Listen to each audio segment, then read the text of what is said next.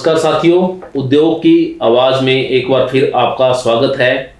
आज हमारे स्टूडियो में एक ऐसी शख्सियत से आपको मिला रहे हैं जिन्होंने नौकरी छोड़कर अपना स्वयं का काम धंधा जो है चुना और उसमें सफल भी हुए।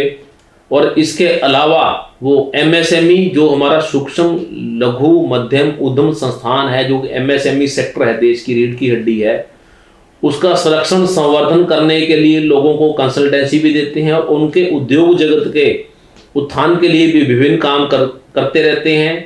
जय गोपाल गोयल जी आज के हमारे जो है अतिथि हैं। गोयल जी नमस्कार। नमस्कार राणा जी, आपका स्वागत है। आपका बहुत बहुत धन्यवाद, आपने हमें आज आमंत्रित किया इस काम के लिए। Thank you very much, I am so obliged. सबसे पहला हमारा सवाल है, किशनपुरा में ये इंजीनियरिंग का उद्योग चलाते हैं। पूर्व में कई बड़े बड़े औद्योगिक घरानों में इन्होंने नौकरी भी की है। सर्वप्रथम साक्षात्कार शुरू करने से पहले गोयल जी अपने और अपने परिवार के बारे में हमारे दर्शकों को बताइए। बिल्कुल सर, मेरा नाम जय गोपाल गोयल है। मैं पंजाब के पटियाला डिस्ट्रिक्ट से आया हूँ। समाना मंडी मेरा जन्म स्थान है। वहाँ से ग्रेजुएशन करने के बाद then I came to Chandigarh आने के बाद मैंने वहाँ जॉब की एक कॉर्पोरेट हाउस के अंदर। उसके बाद फिर then I shifted to Baddi in Vardhman spinning. यहाँ पर मैं as a HOD of accounts रहा। पहले एक यूनिट का, फिर 2, फिर 3 यूनिट मेरे साथ कंबाइंड थे यहाँ पर, जिनका मैं HOD रहा हूँ यहाँ पर। उसके बाद देन फिर मेरे मन में आया कि नौकरी करते करते अगर हम रिटायर्ड हो जाएंगे तो हम कुछ भी क्रिएटिव नहीं कर पाएंगे। और शुरू से ही मेरे मन में ऐसा रहता था कि कुछ ना कुछ ऐसा क्रिएटिव करना है जो कुछ लगे कि हमें कुछ सेटिस्फेक्शन मिले कि हमने कुछ करना है, कुछ करके दिखाना है, समाज को भी लगे यस इसके अंदर कोई पोटेंशियल है। तो ये अंदर से हमेशा ही आवाज़ आती थी। तो फिर ऐसा मन में कैसे आया कि नौकरी तो अच्छी भली है, फिक्स इनकम है, ऐसा किस प्रकार सोचा कि आजकल आदमी सोचता है कि नौकरी मिल जाए और मेरा और मेरे परिवार का गुजारा हो। कैसा है कि बड़े ग्रुप को छोड़ना, आप जैसे बताया कि वर्धमान में आप सारा अकाउंट्स देखते, किस प्रकार मन में ऐसी चीज़ क्या आई कि अब बहुत हो गया? तो सर उसमें ऐसा हुआ कि भी जब हम जॉब करते हैं, देखो जॉब करते करते एक एज आती है जिसके अंदर इंसान ये सोचता है कि भी अब अगर मैं यहाँ कंटिन्यू जॉब ही करता रहा देन ये होगा कि फिर मैं रिटायर होकर वेला हो जाऊँगा, क्या कर पाऊँगा, आगे कोई ऑप्शंस नज़र नहीं आती थी। तो in the year 2006 I thought कि भी मेरे को अब एक ये ऐसा टाइम है कि 2006 के अगर मैं आगे जाऊंगा और 10 साल नौकरी कर लूँगा, नौकरी करके फिर रिटायर होऊंगा, उस टाइम कुछ काम धंधा सोचूंगा। इट्स बेटर कि भी अभी कुछ ना कुछ काम करूँ मैं, तो कुछ ऐसा करूँ काम जो कि एक अलग सा ही हो। तो फिर मैंने वहाँ 2006 में मन बना ही लिया कि मैंने काम जॉब छोड़ के अपना काम शुरू करना। तो छोटा सा मैंने एक अपना यूनिट लगाने की कोशिश की। पहले बड़ी मुश्किलें आई बट फिर भी वो सेटल हो गया। मेरा माइक्रो यूनिट है, बद्दी के अंदर ही मैंने लगाया, अपने पैसे से ही मैंने लगाया। थोड़े से उस टाइम अमाउंट मेरे को PF और ये सब इकट्ठा हुआ था, 5-4 लाख रुपया, उसी से मैंने अपना यूनिट लगाया। उसी से आज मैं अच्छा काम कर रहा हूँ और तकरीबन आधा दर्जन लोगों को मैं एम्प्लॉयमेंट भी दे रहा हूँ। और मेरा प्रोडक्ट जो है बड़ा अच्छा है, इंजीनियरिंग कंपोनेंट्स का प्रोजेक्ट है। और मेरी बैकग्राउंड जो है वो एक कमर्शियल की है, अकाउंट्स बंदे की है। मैंने BCom की हुई है, MBA की है। MBA करने के बाद मैं एक टेक्निकल लाइन में आ गया हूँ। तो मुझे नहीं पता होता था कि माइक्रो कैसे इसको मेजर करते हैं, माइक्रोमीटर से या किसी भी वर्नियर कैलिपर से कैसे मेजर करते हैं। बट वो करने अगर आपकी मन में इच्छा है तो सारा कुछ हो जाता है। नाउ आज की डेट में मेरा अच्छा काम है। और अपार्ट फ्रॉम दिस मेरा एक अपना कंसल्टेंसी का काम है, जो कि मैंने खुद देखा कि जो माइक्रो यूनिट्स हैं या स्मॉल यूनिट्स हैं उनको देख रेख करने वाला कोई ऐसी संस्था नहीं है जो उनकी दिल की आवाज़ सुने, जो उनकी दिक्कतें आ रही हैं, चाहे वो एडमिनिस्ट्रेशन में दिक्कतें आ रही हैं या कोई भी इंडस्ट्री से दिक्कत आ रही है, उनको सुनने वाला कोई नहीं। उनके मुद्दे उनके पास ही रह जाते हैं। तो ये सारा सोच के मैंने एक कंसल्टेंसी का काम शुरू किया, जिसमें सिर्फ मैं माइक्रो और स्मॉल यूनिट्स के लिए ही मैं काम करता हूँ। उनकी डिलेड पेमेंट्स हैं, सब्सिडीज़ का काम है, एनी काम उनको मैंने ये बोला हुआ है कि जो भी किसी यूनिट को दिक्कत आती है तो just please contact me, I will try to settle it out at the earliest from the department और अदर कॉर्पोरेशंस। कहीं से भी कोई दिक्कत आती है तो आप अकाउंट्स में तो आप एक इंजीनियर बन गए। बिल्कुल बिल्कुल। डिग्री नहीं थी, आपको लगा कि तो सबसे टफ काम होता है कि माइक्रो में काम करना, बिल्कुल में काम करना।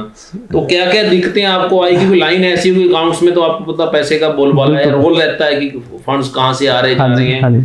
तो इंजीनियरिंग उद्योग एक चुनौती थी आपके लिए, क्योंकि और उद्योग चल पड़ता है। बिल्कुल सर, पैकिंग का आप करो, गत्ते करो, लेकिन इसके लिए क्योंकि दक्षता बढ़ा, तो क्या क्या आपको दिक्कतें आई पहले इसमें? सर इसमें दिक्कतें शुरू में बहुत आई, क्योंकि जब जो मैंने कंपोनेंट सेलेक्ट किया था यहाँ पर, वो सिलेक्ट इतना है कि वो अब माइक्रोन्स के अंदर उसके अंदर डिफरेंस अगर आ जाए तो वो चलेगा नहीं। लाइक अगर हम कहते हैं ये बाल है हमारा, तो इसके भी 10 टाइम्स लेसर हमारी जो है इसके अंदर एफिशिएंसी चाहिए होती है। जो भी एक कंपोनेंट किसी कंपोनेंट में फिट होना है, अगर उससे ज़्यादा हो जाएगा तो फिट नहीं बैठेगा, रिजेक्ट हो जाएगा।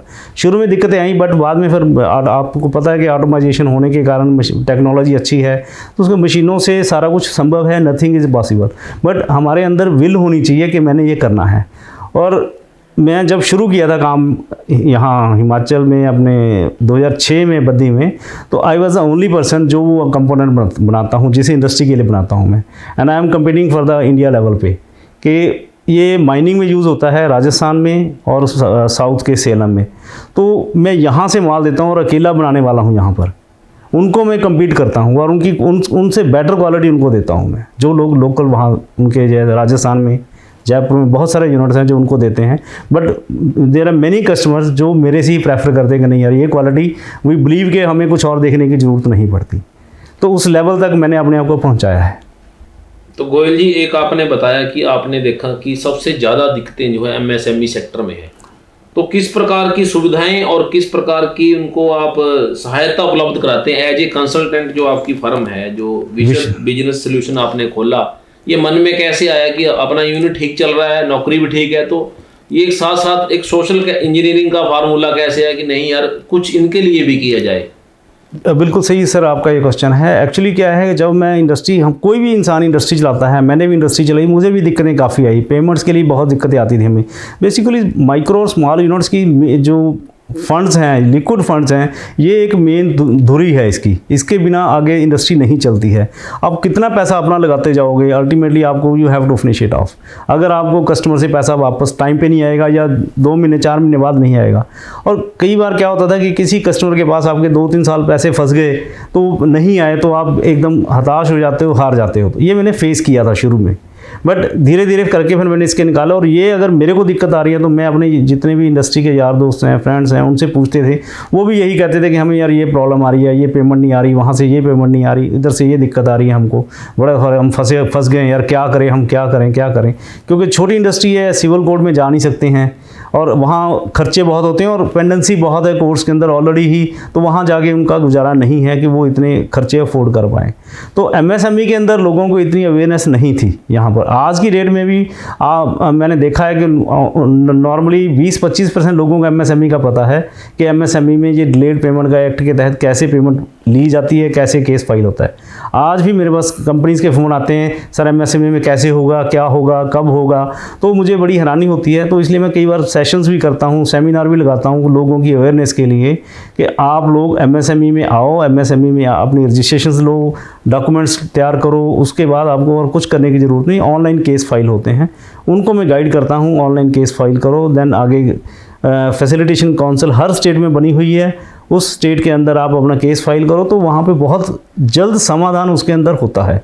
और इससे फास्ट एक्ट हिंदुस्तान में कोई नहीं है जो इसके अंदर समाधान इसका होता हो। तो कितने लोग अब तक मान कर चलें जिनको आपने, जिनकी पेमेंट डिले पेमेंट थी, फंसी हुई थी, चाहे शिमला में फैसिलिटेशन काउंसिल के थ्रू, कितने लोगों को अब तक आप जो राहत दे चुके हैं? मेरे को जब तक याद आ रहा है कि भी पिछले 2 साल की अगर हम बात करें, हम तकरीबन अराउंड 300 केसेस वहाँ हम सेटल करवा चुके हैं लोगों को, जो पेमेंट्स आ चुकी है। या इनकी कईयों की प्रोसेस है, किसी ने पीडीसीज दे दिए लोगों को कि भी हाँ जी हमने अब 6 महीने के चेक दे दिए आपको, इस करके मतलब इट्स वेरी फास्ट डिसीजन। तो फैसिलिटेशन काउंसिल कैसे काम करती है? फैसिलिटेशन काउंसिल सर जो भी हमारा इंडस्ट्री डिपार्टमेंट है शिमला में एट प्रेजेंट हमारी एक ही काउंसिल है, और जो उनके डायरेक्टर इंडस्ट्रीज़ हैं वो ही उसके चेयरमैन हैं, और उसके मेंबर सेक्रेटरी हैं अलग से एडिशनल डायरेक्टर। देन उनके एक लॉ ऑफिसर होता है, बैंकिंग ऑफिसर होता है, इंडस्ट्री एसोसिएशन के 2 मेंबर्स होते हैं, ये काउंसिल के मेंबर्स होते हैं। और वहाँ पर केस ऑनलाइन फाइल होता है। और मैं मुबारकबाद देना चाहूँगा डायरेक्टर इंडस्ट्रीज़ का और मेंबर सेक्रेटरी का कि जिन्होंने आज की डेट में ऑनलाइन फैसिलिटी कर दिया। और ये नॉर्थ इंडिया के अंदर this is the only council जहाँ पर ऑनलाइन केस फाइल होता है, पूरा डिजिटलाइजेशन के साथ काम होता है।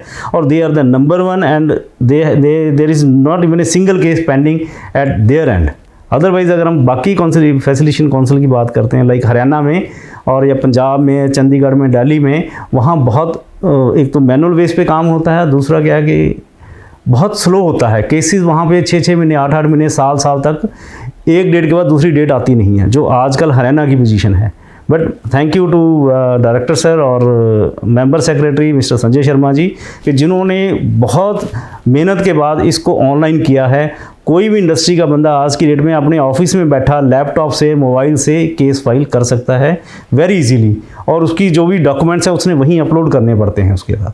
तो उसके बाद फिर इसका आर्बिट्रेशन का प्रोसेस होता है। एक अगर फैसिलिटेशन काउंसिल के अंदर कॉन्सिलेशन नहीं होती है, then the case moves to the next level, arbitration process में जाता है। वहाँ भी 90 डेज़ का ही टाइम है और यहाँ बहुत फास्ट हो जाता है। But due to certain reason, जैसे अभी कोर्ट की छुट्टियाँ हैं तो एडवोकेट्स अवेलेबल नहीं होते हैं, देन उसमें क्या होता है कि और 3-4 महीने, 5-6 महीने लग जाते हैं due to some technicalities of the case. Otherwise very fast process है ये। तो गोयल जी, आप जो है हिमाचल के युवाओं के लिए, पंजाब के लिए रोल मॉडल है। आजकल के जो युवा हैं वो नौकरियों को लेकर भागते रहते हैं, उनके लिए क्या संदेश है आपका कि उद्योग से जुड़े, किस प्रकार का आप उनको संदेश देना चाहेंगे? सर, आज के युवाओं के लिए तो ऐसा है कि भी उनको नौकरियों की तरफ अगर ढूंढ रहे हैं या नौकरी की तरफ जा रहे हैं, आई थिंक उनको ये अपनी थॉट थोड़ी बदलनी पड़ेगी। नौकरियों में कहीं कुछ नहीं है, जितना काम आप खुद करोगे, थोड़ी सी ट्रेनिंग लो, थोड़ी सी एडवाइस लो और कहीं पर भी स्किल अपनी एनहांस करो, then they can achieve good amount of salary, good amount from apart from salary. कहीं नौकरी करेंगे 20,000 महीने की करेंगे, 30,000 की करेंगे, बट अगर वो थोड़ी सी स्किल एनहांसमेंट कर लेते हैं, अपना काम शुरू करते हैं, वो आराम से 50-60 हज़ार रुपया कमा सकते हैं। ऐसा नहीं है कि, और इसके अंदर स्किल बहुत इंपॉर्टेंट करती है। आप क्या कर रहे हो, खाली नौकरी करनी है ग्रेजुएशन करके, सिंपल नौकरी वो भी आज की डेट में नहीं मिलती है। You have to have some skill in your hand. Multi skilling आज के टाइम में क्या है, मल्टी स्किलिंग का ज़माना है। अगर एक यूनिट के अंदर सपोज आपके पास 6 बंदे हैं, 5 बंदे छुट्टी चले हैं, एक बंदा रह गया, तो आपके पास उसके पास इतनी स्किल होनी चाहिए सारे 5 बंदों की कि फैक्ट्री का काम ना रुके। स्लो होगा बट काम नहीं रुकेगा। वर्कर ये नहीं कहेगा कि जी मेरे को तो ये काम आता है, बाकी मशीन आती नहीं है, वो काम उस मशीन पे मैं नहीं काम कर सकता है। तो मैं जो ऑलरेडी इंडस्ट्री के ओनर्स हैं उनको भी ये संदेश देना चाहता हूँ कि अपने यूनिट के जितने भी स्टाफ के लोग हैं उनको आप एक मल्टी स्किलिंग और उनकी स्किल एनहांसमेंट भी कराओ टाइम से, सो दैट उनकी अपग्रेडेशन होती रहे। नहीं तो अगर कोई वर्कर या स्टाफ का बंदा एक फैक्ट्री के अंदर 15 साल से काम कर रहा है तो उसी के रिलेटेड ही वो काम सीख रहा है, उसकी अपग्रेडेशन नहीं हो रही है। अगर उसको कहीं बाहर से ट्रेनिंग दिला के साल में एक बार 1 दिन की या 2 साल में 1 दिन की, तो उसकी एनहांसमेंट होती है। उसको कहीं भी एनहांसमेंट का मौका दिया जाना चाहिए, so that he can give good results for that company.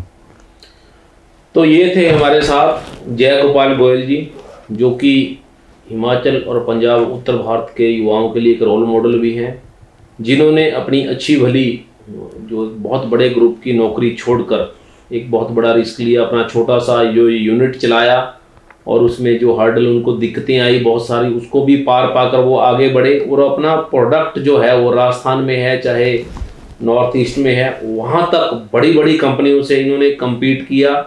बात वही है कि अगर मन में कुछ ठान लो तो कुछ बाकी नहीं रहता। और युवाओं को इन्होंने साफ संदेश कहा कि आप मल्टी स्किल, मल्टी टैलेंटेड, मैं शब्द यूज करूंगा कि आपको मल्टी टैलेंट आप में होना चाहिए। आपको कंप्यूटर आता है तो आप ये नहीं कह सकते कि मुझे स्कैनिंग नहीं आती, मेल नहीं आती, या आपको कोई डाटा फीड नहीं आता। आपको सब कुछ अपने हाथों में सीखना है, पिरोना है, उसके साथ जो है आगे बढ़ना है। गोयल जी, आप हमारे स्टूडियो में आए, आपका बहुत बहुत धन्यवाद। जय हिंद, जय भारत। थैंक यू जी, जय हिंद, जय भारत। Thank you.